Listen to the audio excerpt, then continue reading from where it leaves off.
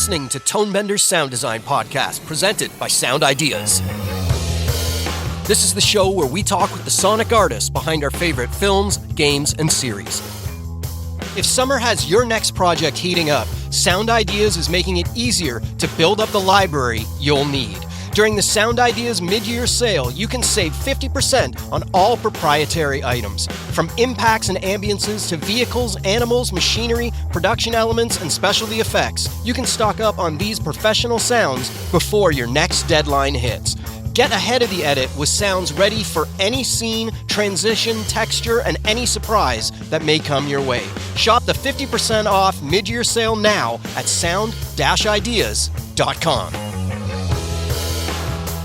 Hey all, you are in for a fun ride with today's episode. You may recall a year ago I got 3 of the top sound effects recordists in Los Angeles, and maybe the world, all together in one room for a talk about the world of professional field recording for films and games. The conversation was so much fun. Afterwards, everyone mentioned that they felt like they could go on for another couple hours on this subject easily. So a year later, almost to the day, we all gathered again at Formosa, Hollywood for a follow-up conversation. But before we get to that, I want to announce that we are doing another round of listener field recording stories here at Tonebenders. This will be the 3rd year for this crowdsourced collection of amazing sounds. The idea is to get Tonebenders listeners to send in their favorite sound they have personally recorded, along with the story behind how it was captured. These sounds can be favorites because they are sonically beautiful, or they are monumental to a special time and place in your life, or when something completely unexpected happened. Why it's your favorite, that's up to you. Then I will take all these recordings and make a full episode for everyone to hear. Plus, everyone that takes part and sends in a sound will have their name entered for a chance to win one of 2 O-Mini microphones with Wind Bubble Pros that have been kindly donated by the O-Mini creator, Chris Trevino. So go to tonebenderspodcast.com and click on Field Recording Story Submissions in the top menu to find out how to take part. Plus, you can find episodes made from previous year's submissions, and they're super fun to listen to on their own. You have until August 15th to get in your sound, so start digging in your library for your favorite recordings. Okay, let's get to what you came here for. Here's my talk with John Fasal, Charlie Campagna, and Eric Potter. Here we go. Hello and welcome to Tonebenders. My name is Tim Muirhead and I'm sitting in the beautiful Stage 2 at Formosa's Hollywood facilities. Last year, Tonebenders in episode 315 featured a talk with 3 of the industry's top field recordists doing sound effects for films and games. It ended up being the most popular episode of all of last year. So I'm really excited that we get to bring the band back together again and do kind of a part 2 of this conversation. We have the same panel as last year. We're recording in the same building, so I'm really looking forward to it. John Fasal is back. It's great to see you again, John. Thanks for joining us again. Hey, thanks for the invite. Eric Potter is also joining us again. Thanks for coming back out today, Eric. Yes, my pleasure. And it's good to see we're all still at it. Yes. Charlie Campagna is also with us, and he has generously supplied a bunch of the microphones we're using today. So thank you for that, Charlie. So if you hear pops and clicks, I'm very sorry. It's all your fault, Charlie. In our last discussion, we talked mostly about recording cars, and I'm happy to dig into that further if that's where the conversation takes us. But I thought off the top, if we could talk about something else that you've spent a lot of time doing and is one of the celebrity sounds that all of us sound recordists want to get is various firearms and such like that. These are not easy things to record. A lot of people that have tried to do it, when they're in the field, they hear it and they're like, this is going to be amazing, get it back to their system at home, and it's pop, pop, pop. It's quite a difficult thing to record. And I'm wondering if maybe we can take it right from the beginning. Somebody calls you and says, we want to record this specific gun. What do you then respond with? How do you start prepping for that? Eric? Well, I have a very clear instinct about this. When I get that call, I call John. Exactly. I'm the guy who fills out those sessions and tends to focus on the ambience and reflected shots.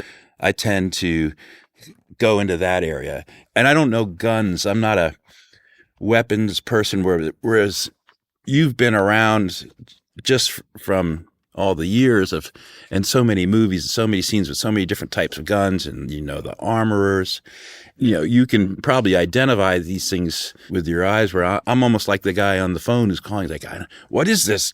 So, yeah, I'll defer to you guys on the up close aspects, and I can talk a little bit about ambiences and reflections and stuff. John? Yeah. Gun recording is a lot like any sound effect recording in that the first two things you need is the good weapon, but even more importantly, the good location to record it in. That's the key, and it kind of depends what they're after.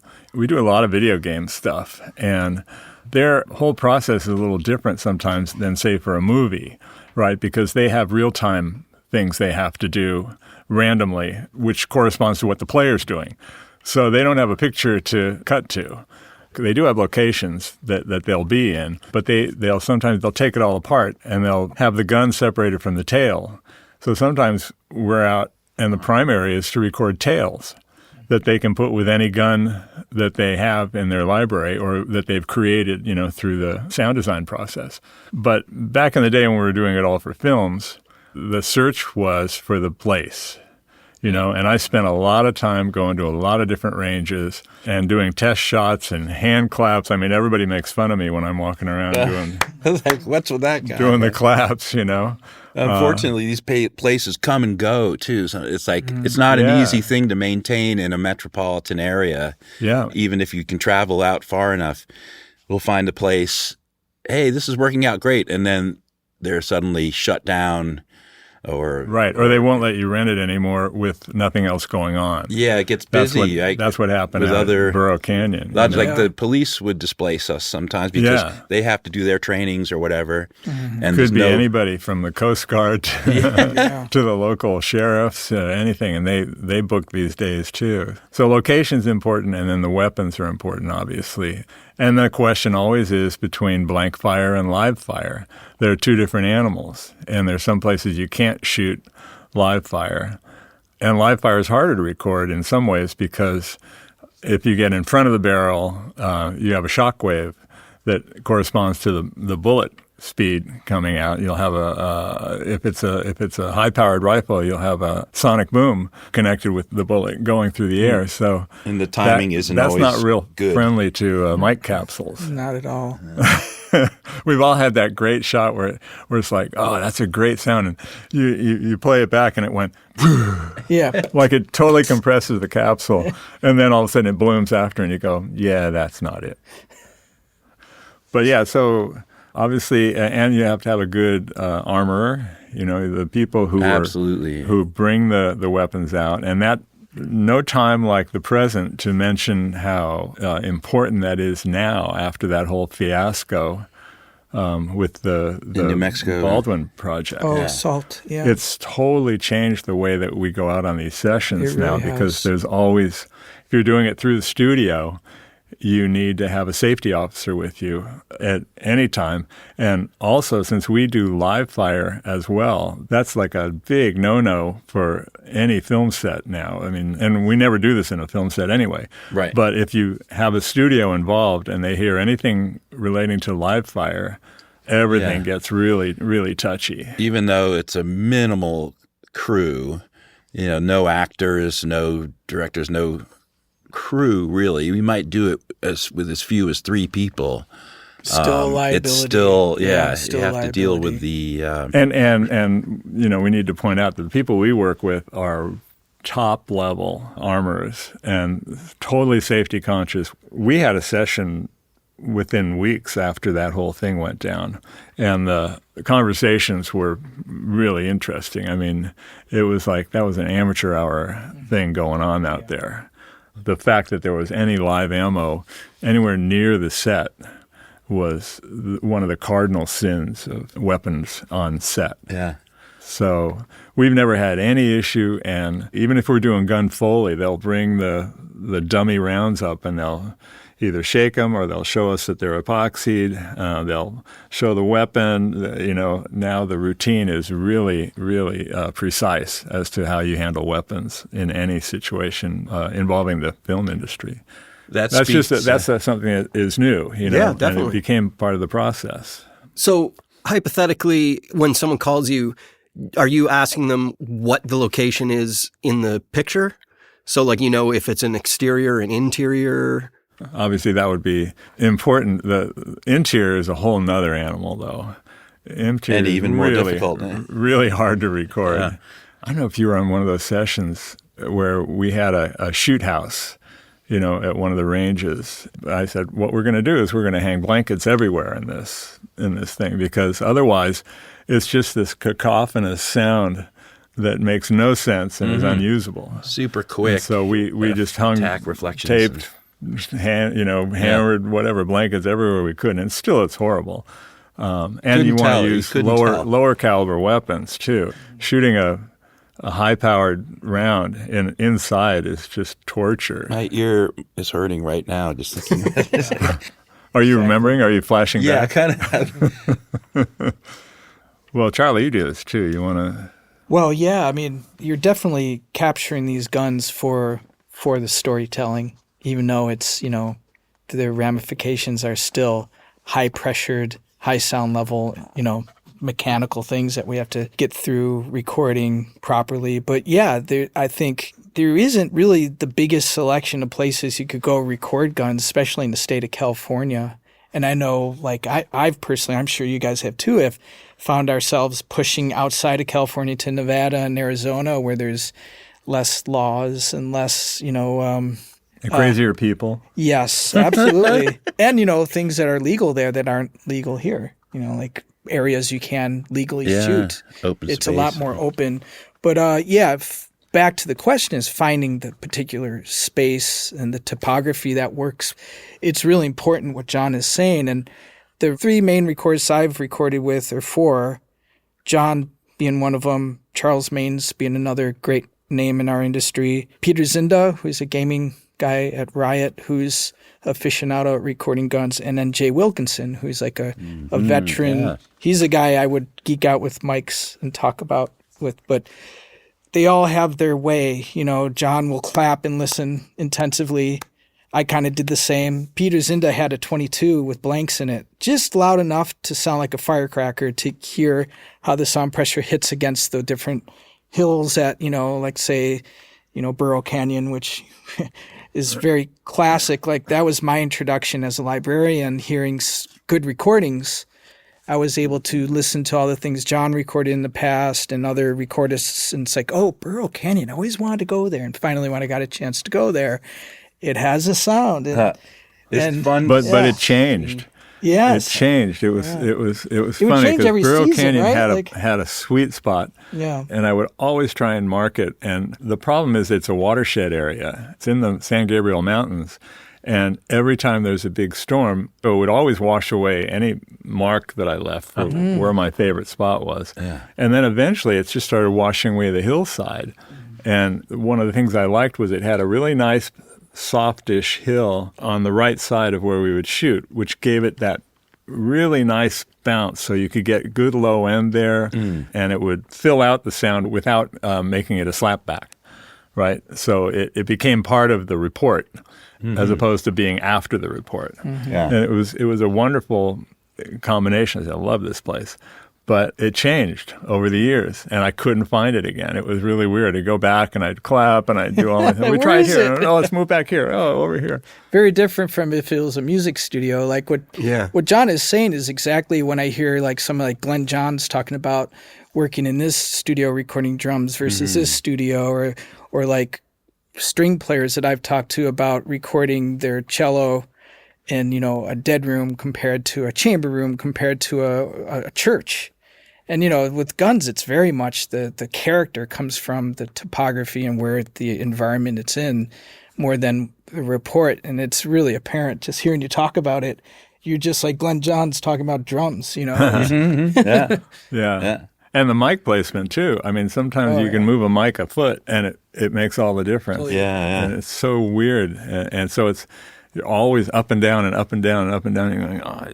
And that's the ideal opportunity if you can do that. Much of the time it's dependent on the schedule, the availability of the armorer, and it all sometimes, well, we have to do it here. We have to do it someplace I haven't been to yet, and make it work. I've had some bad ones that way. Yeah. Where it's this is where we are, this is where the guns are, we're going to shoot it, and it would be on a range with hard berms on either side, and it was just like, oh. And so I'm still going around clapping everywhere and finding the best thing I can. And then, by the way, there's a quarry about a quarter mile away, and they work all day long. So it's like, perfect. Yeah. Or pile driver in between shots. How do you feel about totally open flat spaces? Like I had to do one and it was just desolate, no sense of space whatsoever. I find it difficult. Yeah. On the one hand, you can get some close up, good attack. It's exactly what Timothy was talking about. Yeah. And then you get it back and it's just pop. Yeah. You should park your car directly next to the firing location. Get a little something. And just get a little bounce off of something. We recorded something together with Ezra, which was for the simulator for the Humvee training for the military. We did plastic explosives, like, i.e. It was just flat, and it was really like a proving ground to like blow up stuff for the military to do their war games or whatever. It was difficult because, I think in a lot of these urban warfare movies, they're in villages and they're in third world countries, or they're in places where there's history of war that tend to have a lot going on, buildings and slapback, and we're recording in this empty space, and it's just this boop, and that's it. And it's kind of like challenging. The sound designer is going to have to add a lot of impulses to make that believable, because we're just there to record the report, and there's not much character coming from that. But I remember that. I remember I was like all excited to do it, and it was great. But I remember the first one, John was like, well, okay, that's what that is. This is this big boom, and that's it, like flat space, One thing I was doing, we got stuck in that situation, and it was we managed to get the character of the weapon itself, but it was just so plain. But I did take those cut recordings and take them up into the mountains and play them out. Nice. Yeah.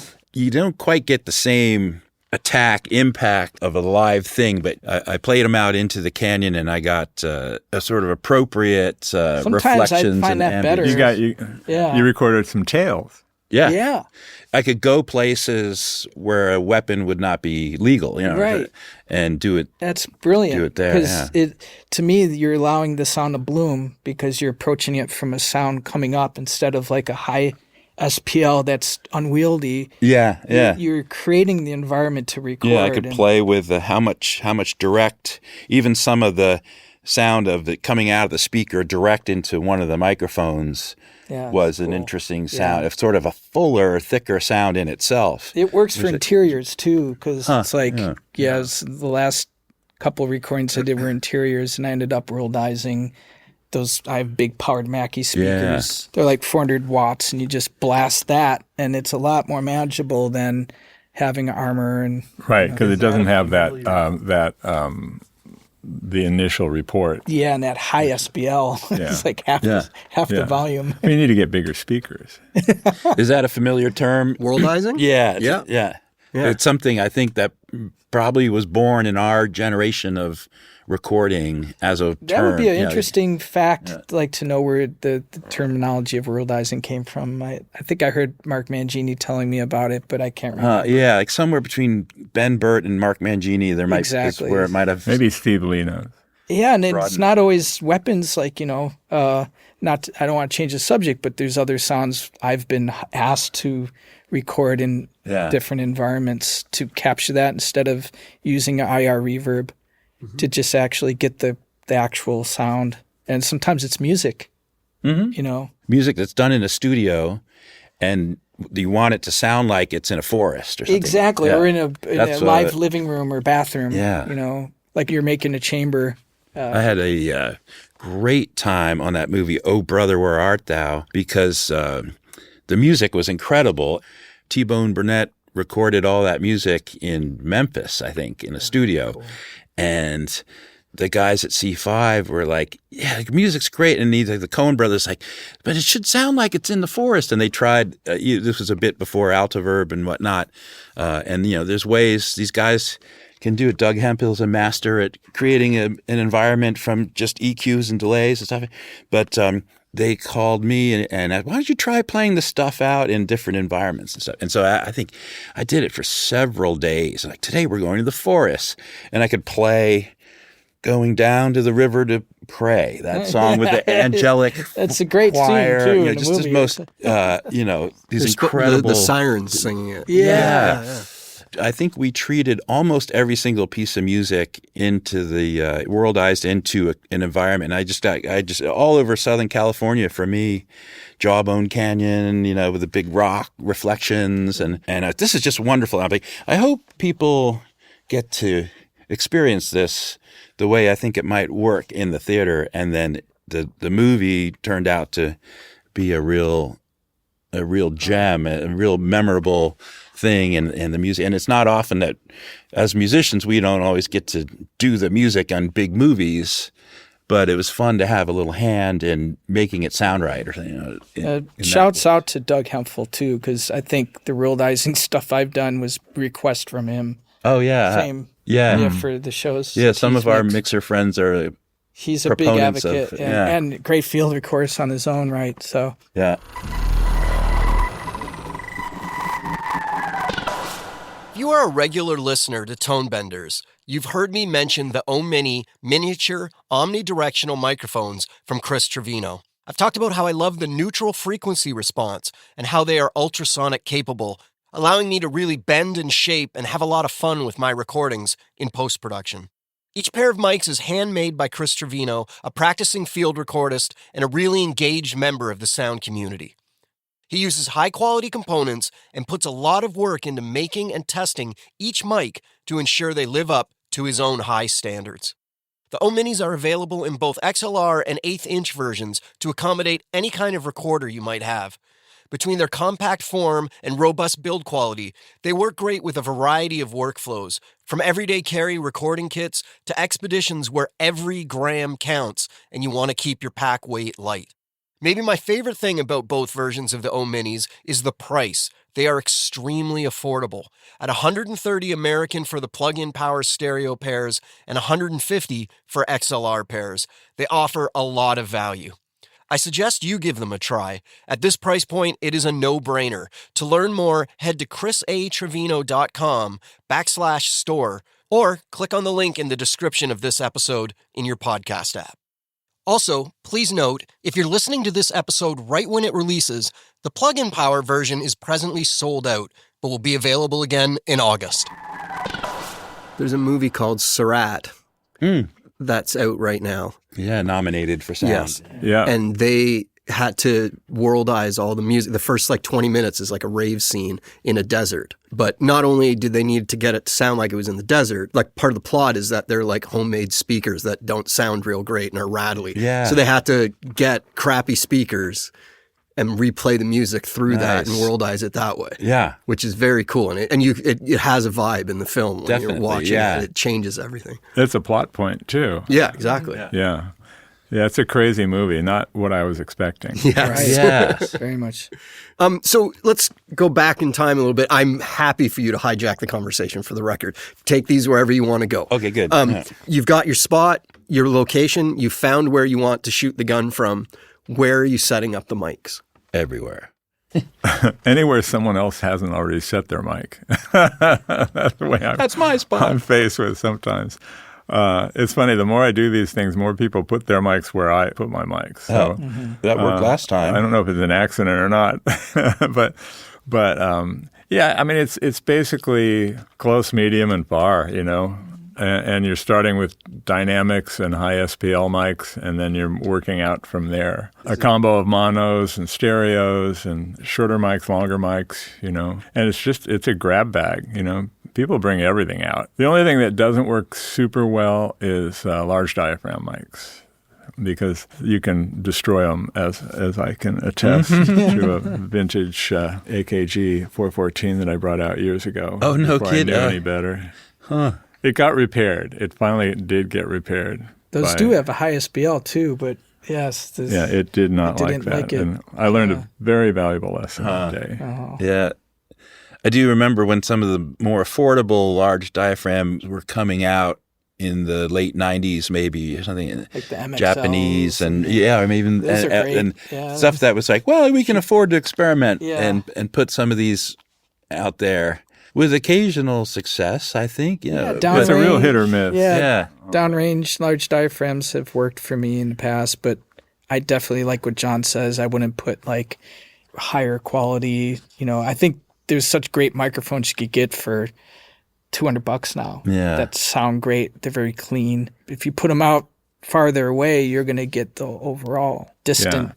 As long as you protect them from the wind, it's going to be a really nice recording. It's still a real mystery to me a lot of the time, just what that wave is going to do, and where, and it's just, I think it's more about adjusting in the moment than it is about planning ahead, maybe. Can I interject? Because I'm bookended by these two guys who I just adore Charlie's them. sitting in the middle. I just love these guys. But when I first got into the scene in the 90s, or maybe even early 2000s, working with Richard King, Richard would hire John and Eric as a duo. And I was, the lucky guy to help and learn and do library work from what these guys recorded. Plus, I would get to go out with my own recorder. But one thing that Richard did, and I'm sure you guys were probably aware of this, he utilized the talents of each person. And John's wheelhouse of talent is his own signature and Eric's talent. And I got to understand that, and I had conversations with Richard about that. John would do stuff very methodically because he knows what works, right? Correct me if I'm wrong, but you have a system that works very well. Fairly scientific approach. Yeah. And Eric was totally different. Eric go wander, and Eric would just kind of like find these sweet spots. And I was like witnessing the two different styles, and of course they could tag team and help each other out, but it was a really wonderful thing. And I remember Richard was like, how'd it go? Are you going to master stuff? And yeah, I can't wait.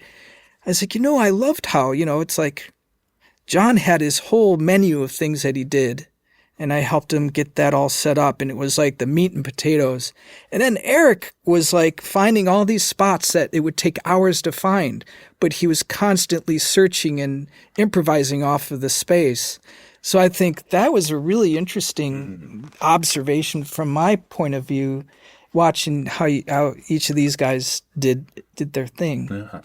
It's really neat because Richard, he wanted things, but he knew to let these guys, don't leash these guys up, let them do their thing, trust their process. And as a librarian, you were glad that you didn't end up with two of the same types of Oh yeah, no, it was great. It was great because I could. What do I do with all these microphone tracks? Like, they're actually different. Yeah, and each of you, when you gave me the files, like John was like, do me a favor and gain these up because I did these. I wanted them to not overload. Yeah. And then, do this. And I'm like, okay, I'll do that and write it down. And then Eric's like, here you go, do this with this. And, I moved it around. So you might have to turn some stuff down because it was like more like capturing in the moment. But it was a fun position to be in to learn in that respect. I was wondering where you're going for a second there because you said, I love both these guys, and that normally is followed with, they got their heads up their ass. I don't know what they're talking about. Doing, but no, it ended up not going that direction. I didn't know I put Eric and I are pretty happy about that. Eric, I think you mentioned earlier in this talk, but you brought up in our last conversation about how you really like recording ambiances and textures, was what you said. And that kind of follows into what Charlie was just saying. Like, do you want to talk about why maybe you like that and what about your skill set leads you that way? Yeah. Why? Is it the sort of subtle mystery, I suppose? It's maybe the more mysterious aspect of a sonic event is like, well, yes, of course, the gun or other object happens and it's on screen and it's very clear and obvious and it has to be visceral and true, but then we've got this whole theater full of speakers. And I think something that happens for me, if it's music or even out in nature, walking in the mountains or anywhere in the city, is the things you don't see, and the feeling that your ears are bringing to you, and that your eyes don't register. And that's the kind of stuff that is really interesting to me. So whenever we're taking on a sonic subject, I'm always thinking about that. Reflections, texture, is it soft or hard? Surfaces, how interpolated the environment is by trees or structures or rocks and things. And it's almost like my brain works like some kind of impulse response engine or something that, that you might have hardware or software for today. I was doing with my mind. Thankfully, I got a lead on working in that technique so that even today, with the availability of filling out sonic space, if you don't have the material, you can do some of that in your sound design in your room. But if you can record things that way, that's the best. It triggers something in the audience that they may not even know that it's happening, but they can feel it. So what's your approach to surround recordings? Do you record in surround? I like to as often as I can. And since we've got these portable multi-track recorders in this century, it's been great. Even with the competition of sound libraries and things, it's one of the things that sustained my career, I think, because I can do that more often, even with a common subject. Well, we recorded this thing 15 years ago, but now we can do it multi-track, and find resonances and spaces about that subject. And higher sample rates, too. And higher sample rates, whereas those subtleties can really translate clearly. Yeah. Extended bandwidth mics, too. Yeah. Yeah. It is a great variety of approaches and techniques. One of the early ones I had, I think I learned while I was at Weddington, Stephen Flick was a big fan of spaced omnis, wide space, radically spaced omnis.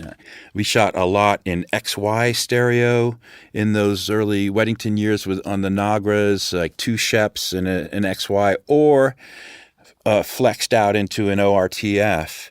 I also was using MS a lot for point source stuff, vehicles, and things where you wanted a well-defined center. So as I started multi-tracking atmospheres, ambiences, I would sort of put an MS up front, and if there was any kind of subject or implied center or very well-expressed center, I would aim towards that, and then often set further back, maybe like a ORTF pair, and then further back from that, wide omni, and thinking, kind of looking visually to scale and estimating how that might play out, and then listening and adjusting. And so that's a technique I still use today, even though we have ambisonics. You can plant one thing down. It's very easy if you're on the run. I still use the DPA 5100, the bicycle seat, for really, if you're working on a documentary, but you want surround aspect, because that thing is so coherently built. It's not a bunch of suspension parts and windjammers and zeppelins and stuff. It's so rigid. You can pick up that 5100. You can almost pass it between your hands without it registering the movement or something. That mic really is very it's not susceptible to movement noise the way, like he was saying, it was designed. And I've done things with that mic where it's really experimental, where you could spin it around as you're recording for creative ADR uses, like crowd panicking or something. You could slowly spin it, and it creates that movement. It's very different than. You have a little ball bearing mount that you have. Yeah, I think we used, you only could get so far from it, but I was using the cable that attached to it. Oh, right. And To lead hang it it on. overhead. So it was a very guerrilla tactic, but it worked, and it really excited the supervisor who wanted it to be Disorienting, maybe? Yes, very Yeah. much so. Yeah, like a panic crowd.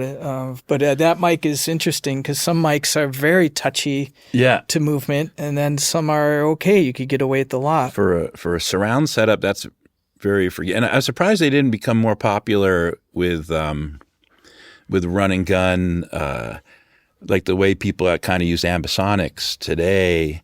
But even those ambisonic mics are not so forgiving with placement and, and I've had experimental positioning. Had your 5100, mine, I've had 2 or 3 in the past, and they all very susceptible to moisture. So there's problems with that mic too. I think personally that I went into the underground caverns to record ambiances, and the moisture just it killed those, huh? It was like interesting. And I think I'm surprised because those supposedly use their labs. They're labs, so The 4060 they type. are. They're special design versions of the labs, same preamp, but the problem is because it's fabric and encased and very breathable, moisture Accumulates moisture. accumulates in there. And after that and recording, they turn into Sheps then. they turn into Sheps without the brightness. Without the nice tone. Yeah, exactly. I don't think we're telling any secrets here that Sheps do not like moisture. They do Yeah, not. right. No. But in an ultimate scenario, I can't depend entirely on the 5100 because it doesn't have that wonderful range that the Sheps or other mics. That bright sheen. Right. The way it's configured, the rears sound better than the fronts. The spread. Because I think you have a spaced omni effect in the back, but you have cardioid kind of the way it's aiming in the front. So I always found the front to be narrower You're right. than the rears. You're right. So, Yeah. And I had one place we were in Thailand, and we had the bicycle seat. We were doing one of those kind of things where you can get a little bit of everything. So we had a 191 and a 6100 mounted on the same mount. So when we were in a city situation with stuff going everywhere, the 6100 was fantastic. But when you needed a point source, like you're saying, at least we had that. So they're all it's a way to recording do at all it, times. for sure. But I found we got into a space like in a lush, beautiful garden, and you just wanted this, that I brought out my quad omnis. And it's just like you opened up the window, right? Because Totally. 6100, I'm going, okay, I'm hearing it. And then you have the omnis, which were also 8020s, which are just magnificent sounding. Yeah. And it just like, you're in the world now. And it's that I wanted to add on what you're talking about with ambience is it's a real Zen thing to do. Yes. Because you basically lose yourself in the sound field, but you're listening so hard because your ears are just reaching out for anything that you don't want to hear. Filtering. Right? Your own. And you're going, oh, shoot. What do I do about that? Oh, why did he have to start that? Whatever, And it is the hardest recording job there is to get clean backgrounds. Yeah. Especially once you get into summertime with air Birds. conditionings everywhere. Yeah. It doesn't matter. You can be in the middle of nowhere. It's like, what? But it's a total Zen thing, and it's other than the frustration of having extraneous noises that you don't want. It's you just lose yourself in it, especially with the omnis. To me, the omnis are the best. They're better than any ambisonic. And you might be able to decode the ambisonic close to it. I don't know. I haven't tried that. But the omnis, especially those omnis, are so I did a tasty. cross-country trip with 4 8020s, and in my car, it was an electric car, so I was able to mount them in the back, the 2 back windows and then the 2 front windows to make a large array. It was like a big quad array, but You got 120 hours of it. yeah, lots of material. I was doing kind of like a cross-country trip to Western New York, but on the way back, it was like a recording expedition. But I used those, and I found that the way I had them displayed, it was so wide. I ended up incorporating an ambio mic, which was in the middle, and that glued it all together. Oh, interesting. And it added a brilliance to it. Mm-hmm. And when I mastered it, I added that in with it because the 8020s were so realistic, but they're just wider than I probably would have liked. You kind of lost the center where they should have overlapped. But it was convenient because if I stopped in an area and opened a window, I would hear crickets or katydids, and I would stop and be like, this is a great place. So I'd stop the car, and like, if any of you remember Kojak, I think was it Kojak where you put the siren on top of the car? Oh, yeah, the little magnetic light on top of his... Yeah, so I had the ambio on a little magnet stand, and I just go pimp on the top of the car, and that was like the central ambience of... Yeah. Man, good thing you didn't like wander into like a drug den or something, or like a pot farm or something. Clunk. Yeah. Go get him! It's the cops. We're going to stop the conversation here, and it will pick back up where we left off on the next Tonebenders episode coming out in a week. The conversation gets into what mics you should be getting and what mics you can be renting in order to fill out your mic closet. Don't forget to start getting your ideas together to submit to this year's Tonebenders listener field recording stories. You have until August 15th. The full details can be found at the Tonebenders website. Make sure you tune in next week for the second part of this great talk with John, Charlie, and Eric. Until then, my name's Tim Muirhead. Thanks for listening to Tonebenders Sound Design Podcast. If summer has your next project heating up, Sound Ideas is making it easier to build up the library you'll need. During the Sound Ideas mid-year sale, you can save 50% on all proprietary items. From impacts and ambiances to vehicles, animals, machinery, production elements, and specialty effects, you can stock up on these professional sounds before your next deadline hits. Get ahead of the edit with sounds ready for any scene, transition, texture, and any surprise that may come your way. Shop the 50% off mid-year sale now at sound-ideas.com. Tonebenders is produced by me, Timothy Muirhead. Theme music is by Jim Guthrie. You can reach me via email through info@tonebenderspodcast.com. Follow Tonebenders on Instagram to stay on top of new episodes. If you like the show, you can help us out by spreading the word to your friends and colleagues, or leave us a tip. Just go to tonebenderspodcast.com and click support.